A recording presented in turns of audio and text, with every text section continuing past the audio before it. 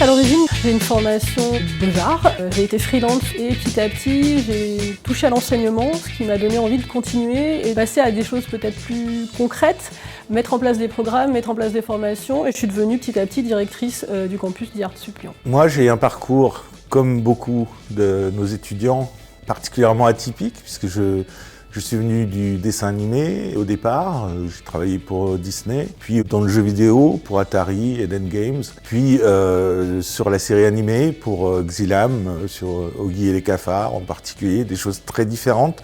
Et j'ai toujours eu à diriger des équipes et donc à prendre du plaisir à transmettre.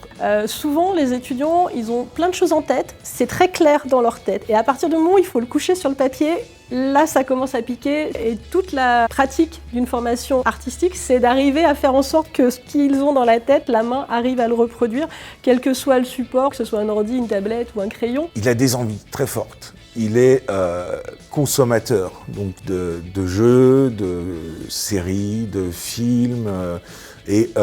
En fait, je pense que c'est difficile pour toutes les générations de projeter ce que sont les métiers derrière ça, alors qu'il y en a énormément. Et du coup, l'étudiant, je crois qu'il attend de notre part qu'on lui donne les outils pour pouvoir exprimer sa passion créative. Il va donc compter sur nous pour qu'on lui donne vraiment les clés, et pas seulement les outils, pour trouver derrière un métier dans lequel il se réalise vraiment. Il y a plein de raisons qui font qu'à la sortie d'un bac, on ne trouve pas une école d'art tout de suite, parce qu'on n'ose pas, parce que financièrement c'est compliqué. Ça demande d'assumer et d'être accompagné par ses parents qui assument aussi le fait d'avoir un étudiant ou un enfant créatif. Cette personne-là, il faut qu'elle prenne confiance en elle, il faut qu'elle se lance. L'art, c'est quelque chose qui est en tout le monde et faut s'écouter. Même si je sais que c'est très compliqué quand on est au lycée ou dans d'autres formations de réellement s'investir dans l'art et se dire que c'est un parcours qui est pour nous parce que c'est quelque chose de récent et qui fait peur notamment aux parents. Si c'est votre voie, foncez. N'aide pas des créatifs à se développer sans l'être soi-même ou sans avoir envie de les accompagner. J'ai une formation de graphiste, moi, à la base, donc j'ai fait les mêmes études qu'eux. Je sais que c'est dur de s'exprimer, mais je sais qu'on y arrive quand on est bien accompagné. Moi, ce que j'aime, c'est le contact avec les étudiants, partir de leur personnalité, les développer, les amener à devenir ce qu'ils veulent être, en fait. Parce qu'à la base, un étudiant, il a un rêve, il arrive ici avec une envie, et c'est cette envie qu'on va développer et on l'accompagne dans ce développement. Et moi, je trouve ça juste passionnant de voir grandir ces étudiants qui, après, deviennent des graphistes confirmés, des motion designers, des game designers ou des animateurs. C'est pas plus difficile qu'un autre métier. Le dessin, ça s'apprend. Tout le monde peut apprendre à dessiner. Il faut arrêter avec la notion de don, d'accord ?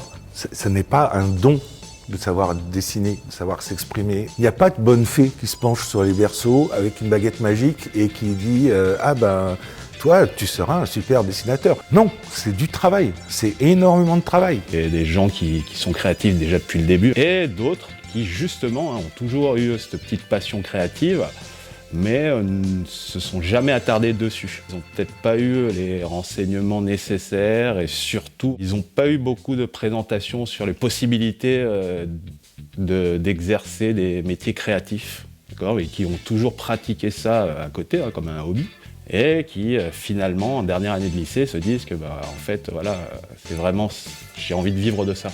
Depuis toute petite, je m'intéresse à l'art et pour moi, c'était simplement une vocation.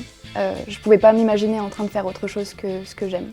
J'ai fait un bac STI 2D, donc une filière technique, électronique qui n'a rien à voir avec l'art et Art-Sup. Et je m'intéressais vraiment aux publicités, à l'art en général en fait. Et puis je me suis dit mais finalement pourquoi pas partir là-dedans. Je faisais pas du tout de l'art, j'étais en première année en sciences technologiques de laboratoire. Et un jour on m'a amené dans un salon des écoles d'art et je me suis dit waouh, c'est ça que je veux faire absolument. Si un enfant ou un jeune ado veut vraiment se pousser là-dedans et avoir envie de toucher ce type de métier du doigt, bien sûr il faut lui demander, lui montrer que c'est pas simplement du fun et que ça va être beaucoup de travail, mais ça peut être un vrai élément déclencheur chez un ado. Pour moi, donc n'importe qui pourrait en soi rentrer dans une école digitale parce que c'est de la réflexion et on est tous capables de réfléchir.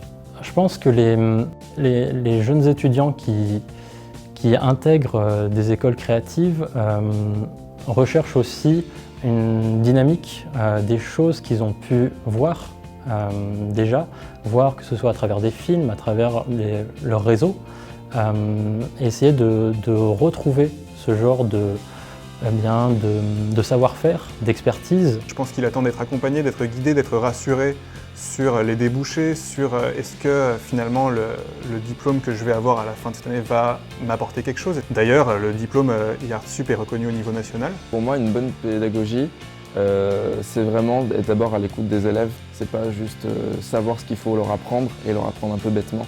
Il faut être là pour eux, être là pour chaque cas, leur parler. Ce qu'il attend, l'étudiant, ça va être aussi un échange créatif, partager des méthodologies et accéder à un savoir-faire qui va lui permettre de se révéler de plus en plus dans sa création. Ce que j'attends de cette école, c'est d'avoir les bases pour pouvoir plus tard pouvoir créer, tout simplement. Créer. C'est quelque chose d'important pour moi. Un étudiant qui veut travailler dans le milieu du jeu ou de l'animation, tout ce qui est industrie créative, donc qui a besoin d'être en phase avec les métiers du digital, doit absolument passer par une formation parce que sinon il n'aura pas de valeur sur le marché du travail.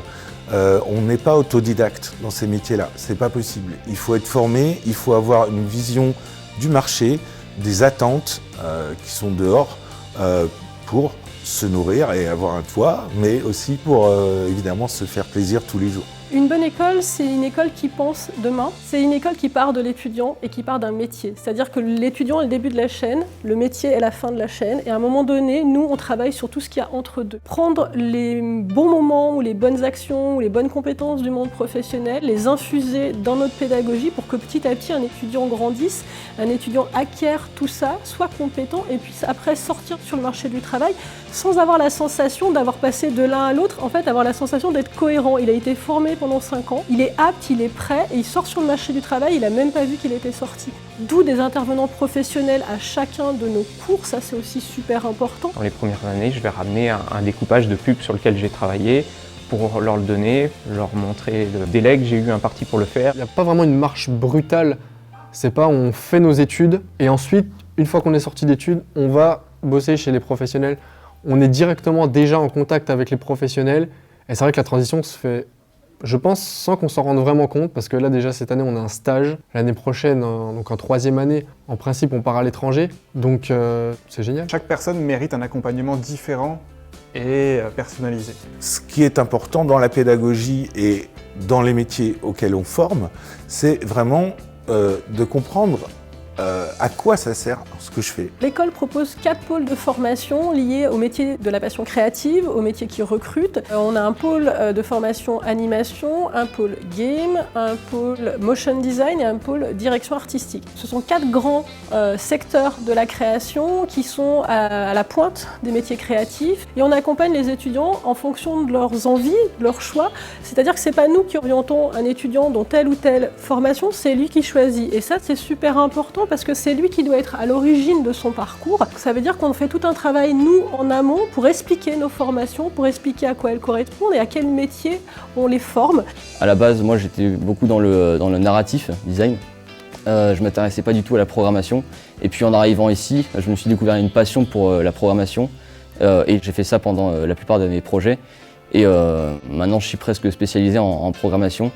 Plutôt qu'en narrative, qui ne me correspondait pas forcément, mais que je considérais comme le plus facile à l'époque. Alors nous formons au métier de la direction artistique, qui correspond à tous les métiers de communication par l'image. Un directeur artistique, c'est quelqu'un qui chapeaute un projet, qui manage des équipes, et qui est en relation avec un client et qui impulse une idée. Ce qui veut dire qu'on est sur différents types de supports, que ce soit du site internet, de l'affiche, du logo, et j'en passe plein d'autres bien évidemment. Mais voilà, c'est un métier où on communique une identité, une entreprise, une institution. La direction artistique, on va pouvoir la travailler de manière assez large, que ce soit dans la conception d'identité graphique, le choix iconographique, donc tout ce qui va être de l'ordre d'une charte. On travaille aussi le motion design, on a une formation dédiée à ça. On pourrait croire que c'est un métier récent, alors qu'en fait c'est un très vieux métier, c'est du graphisme animé. C'est des métiers qui sont aussi multiples, c'est ça la chance de nos formations, c'est qu'on ne forme pas à un métier, mais à des métiers. Pour le développement du motion design à l'école, eh bien, on développe tout le processus de création, du storyboard jusqu'à la conception graphique, l'animation typographique, l'animation vectorielle. C'est le graphisme animé, ça peut être des génériques de films, donc on peut travailler dans le cinéma, ça peut être dans la publicité. En fait, c'est tout ce qui communique un graphisme en mouvement. Quel que soit le secteur d'activité, en fait, le motion design et la direction artistique vont pouvoir s'imbriquer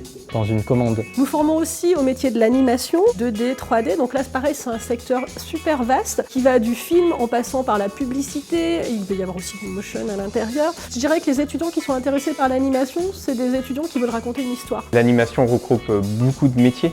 En termes de pré-production, on va parler de scénario, de storyboard, de layout, de key artist, de concept artist, art designer, jusqu'à après la modé, où là, c'est pareil.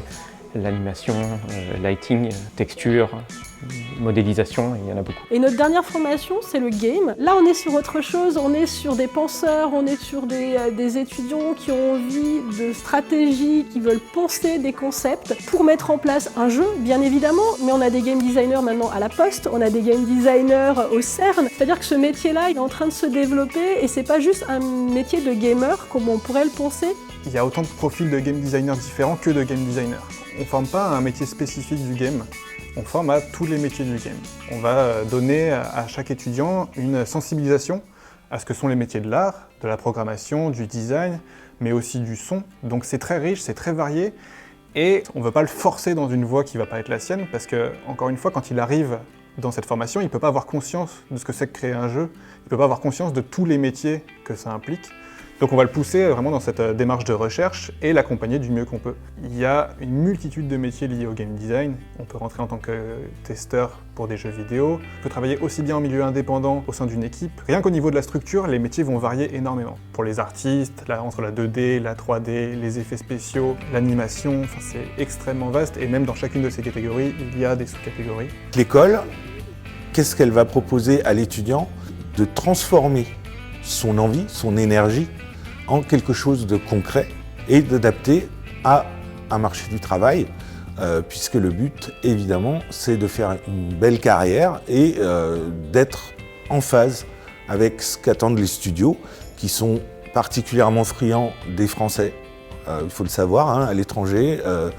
La France est le 3e pays producteur d'animation derrière le Japon et les États-Unis. Les jeux vidéo, vous savez qu'on cartonne aussi beaucoup là-dessus, internationalement, avec des compagnies comme Ubisoft. C'est quoi? C'est Just Dance, c'est Assassin's Creed. Et ce sont des studios qui en plus sont présents à Lyon, ce qui nous permet d'avoir un vivier de professionnels pour nos jurys, pour nos interventions, pour des masterclass.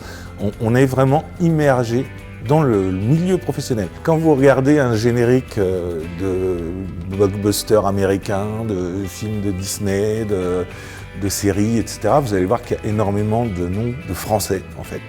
On a un talent qui est extrêmement reconnu à l'international et nos étudiants sont très recherchés. Ici à l'école, on prépare nos étudiants à ce qu'on appelle la veille technique et technologique, c'est-à-dire qu'ils doivent se tenir au courant de ce qui se fait, ce qui va se faire et des nouvelles formes de communication qui pourraient émerger. On remarque que la réalité virtuelle est de plus en plus utilisée, que la plupart des téléphones sont équipés de systèmes pour faire de la réalité augmentée. Après, c'est quelque chose qui reste encore un petit peu, à mon sens, péjoratif dans le monde du travail, mais qui va se démocratiser de plus en plus, dans tous les cas, j'en suis convaincu. Hélas, la crise du Covid, qu'est-ce qu'elle a fait avec le confinement? Elle a fait que les gens ont développé énormément d'habitudes.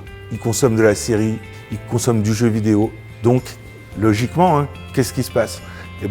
Des géants comme Netflix, comme Amazon, ils se mettent à faire du jeu vidéo, ils se mettent à faire de la série. Le Covid, en fait que les débouchés vont être là, dans ces prochains mois, absolument énormes. Et donc, il va y avoir presque une pénurie de professionnels, parce que par rapport à ça, il faut former des gens, il faut qu'ils soient compétents. Et l'attente du monde extérieur, elle est énorme. Pendant le confinement, les ventes de consoles ont explosé. Donc je parlais du Covid, mais les habitudes de consommation, elles sont prises. Vous êtes dans le métro, dans le tramway. Combien de personnes sont en train de jouer sur leur téléphone? C'est incalculable. Toutes ces expériences digitales ludiques, elles sont là pour durer. Les habitudes de consommation de produits culturels, elles ne seront que de plus en plus développées en fait dans les années à venir. Et puis même auprès des grandes structures, on remarque très vite que de plus en plus, elles font appel à des sociétés de jeux vidéo pour faire leur publicité, pour faire donc ce qu'on peut appeler aussi des serious games. Donc non, le jeu vidéo a un grand avenir devant lui et ne cessera jamais d'évoluer à mon sens. À nos nouveaux étudiants, je leur dis une chose très simple, votre carrière professionnelle, elle a commencé le jour où vous avez ouvert la porte de notre école. Vous allez travailler avec des gens qui sont aujourd'hui vos intervenants, vos professeurs, qui seront peut-être vos patrons. Votre voisin, c'est votre futur collègue, potentiellement. Donc votre carrière professionnelle, elle commence dans l'école. Vous faites déjà votre réputation. La grande force avec Yardsup, c'est qu'on a la chance d'être dans un espace multicampus. Donc on travaille avec l'école Epitech, avec l'école ISEG et avec l'école XP. Et ça, c'est une vraie richesse. On est dans une pépinière où nos étudiants créatifs sont confrontés à des informaticiens, à des gens du marketing, à des gens du e-sport. Et c'est de cette collaboration, de cette rencontre que nos étudiants s'enrichissent et se développent. C'est-à-dire qu'un étudiant Yardsup, quand il sort, c'est pas juste un créatif. C'est un créatif qui a la notion d'une chaîne de production, d'un pipe comme on dit. Et il est capable de penser un projet en amont parce qu'il a travaillé avec des gens de l'ISEG, comme il est capable de penser l'après avec Epitech ou penser à des concepts marketing avec XP. C'est ça notre richesse, c'est ce côté multiple que l'on a et que bien évidemment on développe au quotidien parce qu'on est riches les uns des autres et Ionis, qui est le groupe d'Yardsup, est riche de ça. Ils ont 90 établissements en France et à l'étranger. Donc tout à l'heure je parlais des interactions intercampus propres à Lyon. On peut aussi parler des interactions avec l'international. Il y a des campus Ionis à l'étranger et dans le cadre de leur cursus, nos étudiants ont la possibilité de s'exporter temporairement dans un campus à l'étranger. Et ça renforce cette richesse-là parce que découvrir une autre culture, une autre façon de travailler, ça enrichit. Et le principe de nos formations créatives, c'est vraiment de développer aussi une certaine curiosité. On ne peut pas être créatif sans être curieux, sans avoir envie de découvrir les autres, de découvrir une culture. Et on en revient aussi à la même chose, c'est parler à l'autre. Donc plus on voit des choses, plus on rencontre des personnes différentes dans des métiers différents, plus on se nourrit, plus on grandit, plus on est fort. Petit à petit, on les voit grandir, on les voit s'épanouir, on les voit prendre conscience de qui ils sont, on les voit s'affirmer, et ça c'est chouette, parce qu'à la fin, ils parlent très très bien, ils sont sûrs d'eux, ils sont capables de vendre n'importe quel projet à n'importe qui, parce que tout au long de leur cursus, on les aura challengés sur des clients différents, sur des façons de s'exprimer différentes. On fait venir des professionnels dans l'école, mais on fait aussi venir des projets réels dans l'école, et ça c'est important, c'est-à-dire que notre formation, c'est pas que des projets fictifs, c'est aussi des entreprises, des associations, des particuliers qui viennent dans l'école présenter un projet, challenger nos étudiants pour qu'ils puissent répondre à cette demande. Des étudiants qui m'ont surpris, j'en ai chaque année. On a eu un sujet réel, notamment sur la création d'un logo pour une marque de bière. Le brasseur a choisi une élève de première année et a réalisé donc, le logo avec la charte graphique qui était proposée par l'élève de première année. J'ai la chance de suivre 2 équipes avec lesquels je travaillais, qui aujourd'hui continuent à développer le projet qu'ils ont développé sur leur fin de formation. Ils participent donc à de nombreux salons, ils sont en train de monter leur propre structure et ils ont un objectif de commercialisation, donc ils se développent. D'étudiants un peu maladroits, on sort des étudiants fiers d'eux, ils se tiennent droit, ils s'expriment bien et ils ont peur de rien.